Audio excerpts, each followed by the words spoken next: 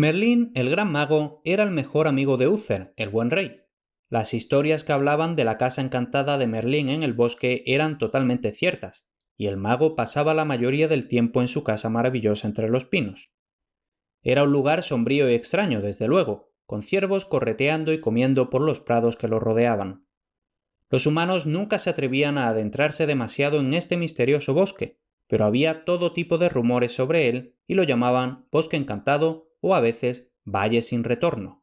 Los cazadores que perseguían a las liebres por las praderas o a los jabalíes por entre los arbustos siempre se detenían y volvían sobre sus pasos con sus caballos y perros en cuanto veían las oscuras sombras de aquellos árboles encantados. Algunas veces llegaban a ver parte de las grisáceas paredes y torres y oían lo que parecían ser hadas cantando o el paso de caballos o perros invisibles entre los árboles. Entonces los caballos y perros de verdad comenzaban a temblar y los cazadores tenían que llamarlos para que se volvieran. Pero nadie era capaz de describir lo que había visto u oído, aunque todos estaban de acuerdo en que, si alguien se atrevía a adentrarse hasta el hogar de Merlín, ya nunca podría regresar. Así pues, en esta casa tan escondida, Merlín aprendió todo tipo de cosas de las hadas, porque podía ver y oír y hablar con los seres invisibles del aire. Aprendió tantos de sus secretos que finalmente se hizo un rey normal entre ellos.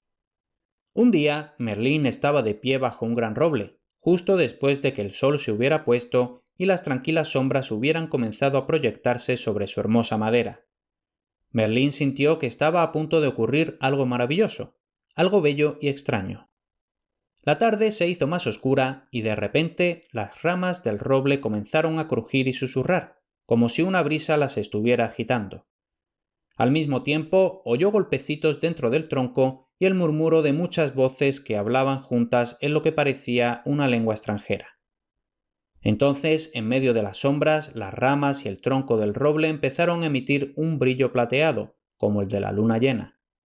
Lenta y silenciosamente, una gran claridad surgió en torno al árbol. Las ramas parecían desvanecerse y apareció un cuadro maravilloso, pintado en el aire luminoso. El cuadro de un anciano con una larga barba blanca, de pie ante una mesa de plata en la que había una misteriosa y hermosa copa brillante. Alrededor de la mesa estaban sentadas muchas personas que vestían alegres túnicas orientales y parecían muy tranquilas y felices. Y al lado del anciano de la barba blanca había un hombre más joven, con un pez de plata en las manos. Puso el pez sobre la mesa y todos se pusieron de pie. Merlín creyó oírlos cantar mientras lo hacían. Entonces la visión se desvaneció por completo y Merlín se encontró de nuevo solo en el bosque, con las hojas del roble susurrando y crujiendo sobre su cabeza. Pero mientras estaba aún asombrado, ¡oh sorpresa!, cayó de repente un librito de las ramas justo a sus pies. Mientras caía, oyó una voz que hablaba entre las hojas. En el librito está escrita la historia de la mesa de plata y de la copa brillante que te ha sido permitido ver en una visión. Yo, quien te habla, soy el viejo druida que los vio llegar a la tierra de Occidente Transmarino. Me ha sido ordenado mostrarte la visión y darte el librito. También se me ha ordenado que te diga que, de la madera del roble en cuyas ramas has visto la visión, debes tallar otra mesa redonda, como la mesa de plata en la que estaba la copa brillante. Cuando hayas tallado esta segunda mesa redonda, debes llevársela al rey Uther y pedirle que la guarde con cuidado en su palacio hasta su muerte, pues tendrá un significado y un propósito maravillosos durante muchos años. La voz se extinguió, y Merlín recogió el libro y se lo llevó a su casa encantada. Allí encendió una lámpara y, sentado entre sus volúmenes mágicos y sus cristales y sus extraños cofres y cajas, leyó el libro de cabo a rabo. Y en él estaba toda la historia de José y sus seguidores, y la iglesia de madera de Glastonbury y el hermoso espino florecido de Navidad. No solo estaba todo el cuento escrito en el libro, sino que también había instrucciones minuciosas sobre la fabricación de la segunda mesa redonda. Merlín guardó el libro cuidadosamente en uno de sus cofres, pues sabía que era una posesión muy valiosa. Merlín se puso manos a la obra para hacer una gran mesa redonda con el roble del bosque. Nadie sabe exactamente cómo la hizo, pero las hadas le ayudaron. Cuando terminó, era un mago aún más poderoso de lo que había sido al principio, tanto que, utilizando ciertos hechizos, fue capaz de sacar la mesa redonda de su casa en el bosque encantado y colocarla en medio del castillo real que pertenecía al rey Uther. Pues bien, Uther se quedó muy asombrado cuando vio esta hermosa mesa redonda que nadie sabía cómo había aparecido en su castillo. Sin embargo, mientras la contemplaba, se dio cuenta de que Merlín estaba a su lado, sonriendo ante su estupor. El mago le contó algo, aunque no todo, de la forma en que la mesa había sido fabricada, y Uther lo miró con admiración. «Me parece que eres capaz de hacer cualquier cosa que desees, Merlín», exclamó. «Ojalá me trajeras de Irlanda la danza de los gigantes». «¿Qué es la danza de los gigantes?», preguntó Merlín. En realidad lo sabía perfectamente, pero fingió no saberlo.